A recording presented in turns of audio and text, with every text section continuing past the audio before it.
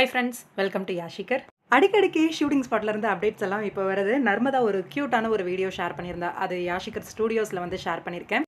Narmada on screen மட்டும் கிடையாது, of ஸ்க்ரீனும் தாத்தா விஜய் அவங்களோட நல்லா ஃபன்னாக ஜாலியாக பேசக்கூடிய ஒரு பர்சன் போல்.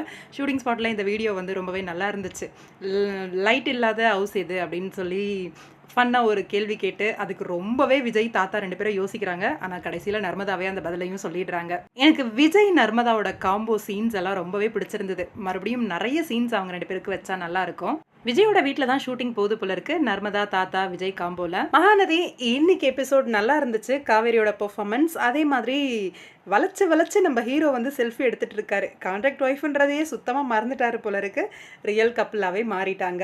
இன்னொரு பக்கம் பொம்பளை வேஷம் போடுறதுலாம் எவ்வளோ கஷ்டமாக இருக்குது தெரியுமா அப்படிங்கிற மாதிரி காவேரியோ பொம்பளை தானே ஏன் இப்படி சொல்கிறா அப்படின்ட்டு ஃபன்னாக கொண்டு போயிருந்தாலும் ஃபைனலாக காவேரி நினச்சதை நடத்திட்டாங்க.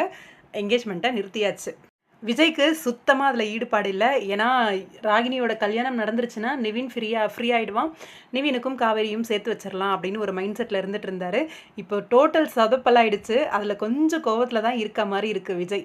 ஆனால் தாத்தா வந்து காவேரி பக்கம் ஸ்டாண்ட் பண்ணது உண்மையிலேயே நல்லா இருந்துச்சு. நான் எதிர்பார்த்தேனா, ஏன்னா தாத்தாவுக்கு வந்து உண்மை தெரியாது. அங்கே கடத்தின விஷயம் உண்மை தெரிஞ்சது அப்படின்னா கண்டிப்பாக காவேரி பக்கம் தான் நிற்பார் அப்படின்னு நினச்சேன். அதே மாதிரி காவேரி பக்கம் தான் நின்று கூட்டிகிட்டு போக சொல்லிட்டாரு. விஜயால எதுவுமே செய்ய முடியாமல் வாயடைச்சு போய் நின்ட்டாரு. 2 விஷயம் எனக்கு தோணுது. என்னன்னா, ஒன்று வந்து விஜய் வந்து வீட்டுக்கு போய் பர்ஸ்ட் அவுட் ஆவார் அப்படின்னு தோணுது. இவ்வளோ நாள் காவேரி வந்து சவுண்ட் விட்டு சத்தமாக பேசிகிட்டு இருந்தாங்க. விஜய் வந்து அவங்கள புரிஞ்சுக்கிட்டதுனால சைலண்ட்டாக இருந்தார். ஆனால் இப்போ வந்து விஜய் நினச்ச ஒரு விஷயம் என்னென்னா, ராகினி அஜயோட கல்யாணத்தை பண்ணிடணும் அப்படின்னு நினச்சிட்டு இருந்தார். அந்த ஒரு விஷயம் வந்து இப்போ காவேரியால் தடப்பட்டு போயிடுச்சு அப்படின்னும் போது, நீ இந்த மாதிரி ஏன் பண்ண அப்படின்னு சொல்லி கத்தும்போது விஜயோட பிளானை வந்து சொல்கிறதுக்கு வாய்ப்பு இருக்குது. இப்போ ராகினியோட கல்யாணம் நின்றுச்சே, நிவினுக்கு தானே தொல்லை கொடுப்பா, அது உனக்கு பிரச்சனையாச்சே அப்படின்னு பர்ஸ்ட் அவுட் ஆகிறதுக்கு வாய்ப்பு இருக்குது. காவேரிக்கு உண்மை தெரியறதுக்கு வாய்ப்பு இருக்குது.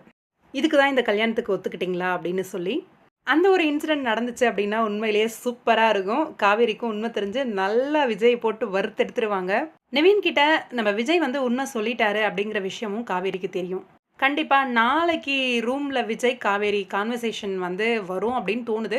அதில் விஜய் வந்து உண்மையை சொல்லுவாரா அப்படின்ற ஒரு விஷயம் இருக்குது. பார்க்கலாம், வெயிட் பண்ணி. உண்மையை சொல்லிட்டாரு அப்படின்னா நல்லாயிருக்கும்.